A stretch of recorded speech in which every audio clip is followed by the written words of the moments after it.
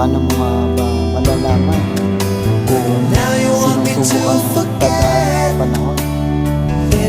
Okay, mag-comment ka kung pinagdadaanan mo to, para malaman mo sinusubukan ka talaga ng tadhana at panahon.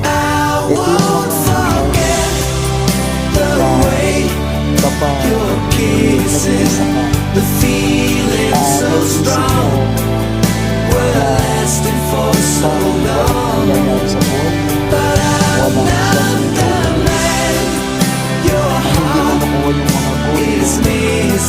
maraming nakamali yung mga pinag-uutangan mo, sinusunod ka na. Ito yung mga moment na nagpapatong-patong ng lahat ng negative sinasagot. Yung moment na hindi mo alam kung bakit, hindi mo alam kung saan ka huhugot ng lakas, hindi mo alam kung ano pa yung mga mangyayari sa'yo, pero isa lang yung pinangahawakan mo dahil alam mong sinusubukan ka nung nasa taas, kaya patuloy ka lang sa hamon ng buhay. Alright.